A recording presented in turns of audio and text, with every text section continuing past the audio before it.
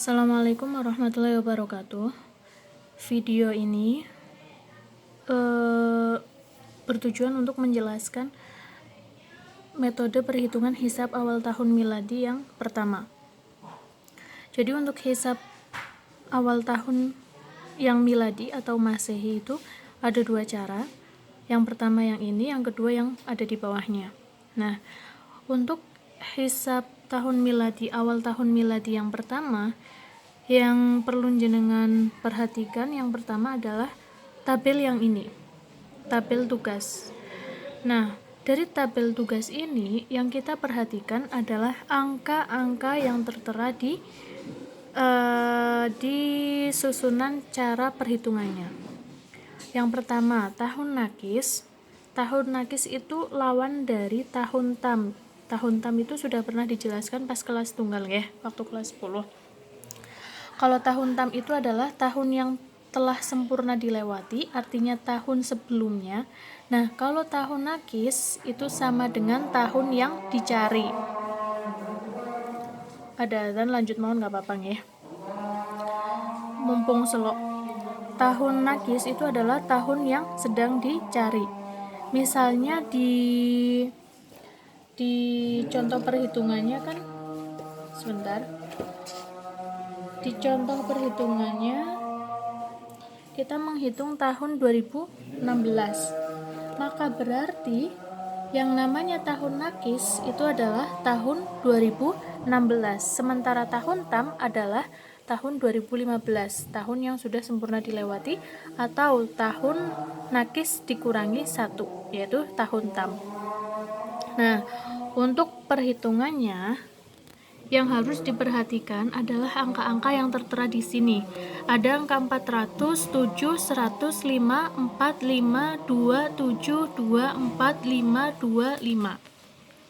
Serta ada kode hari dan kode pasaran. Berarti angka-angka yang tertera di sini, angka 400 dan sebagainya, itu adalah angka-angka konstan atau pasti.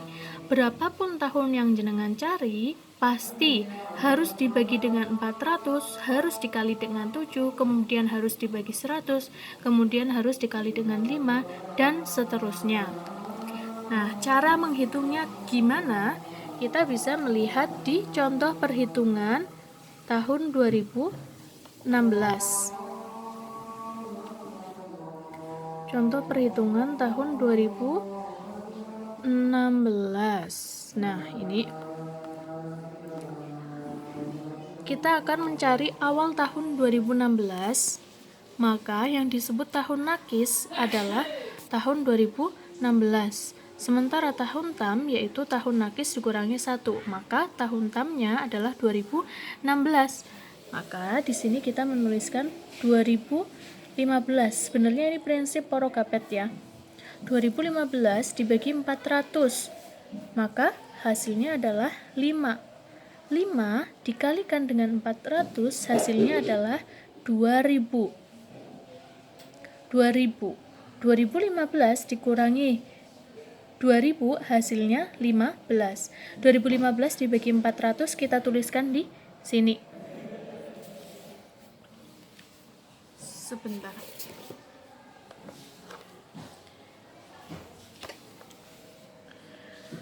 Ulang dari awal. 2015 dibagi 400 hasilnya 5. Kita tulis di sini.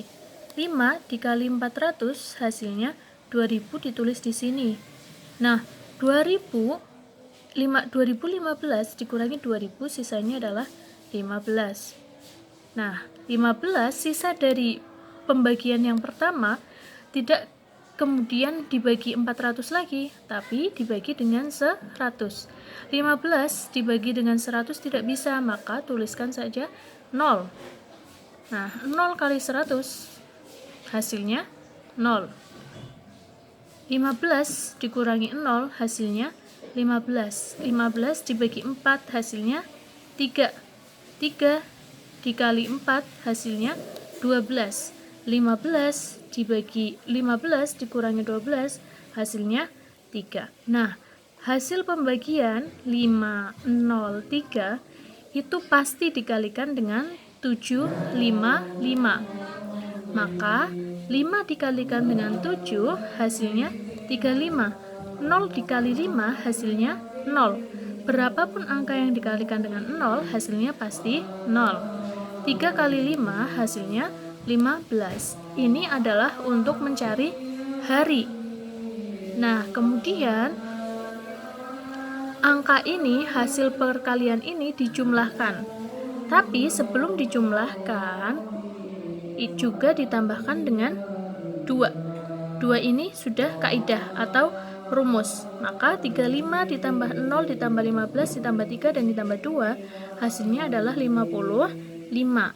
Karena kita mencari hari, jumlah hari maksimal ada 7. Maka 55 dibagi dengan 7 hasilnya 7. 7 dikali 7 hasilnya 49.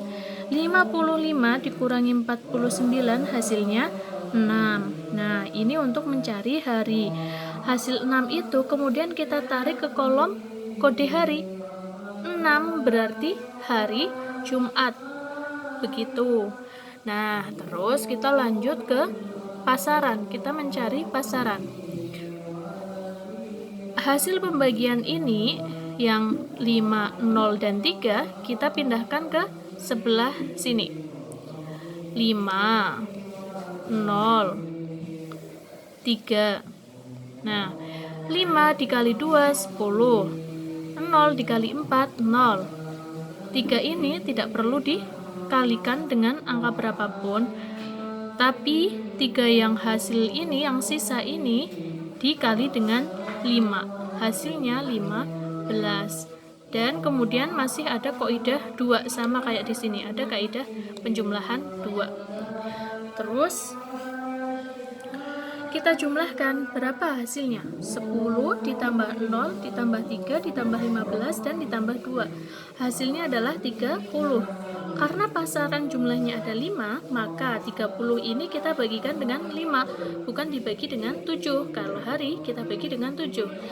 30 dibagi 5 hasilnya adalah 6. 6 dikali 5 hasilnya 30. Artinya 30 dibagi 5 itu habis. Tidak ada sisa, maka hasilnya 0. Kalau 0 berarti hasilnya sama dengan 5 atau kliwon. 0 sama dengan 5 dan 0 sama dengan 7. Maka awal tahun 2016 jatuh pada hari Jumat Kliwon. Namun hisab yang kita pelajari ini namanya adalah hisab urfi, hanya kira-kira saja. Makanya hasilnya bisa saja lebih cepat atau lebih lambat.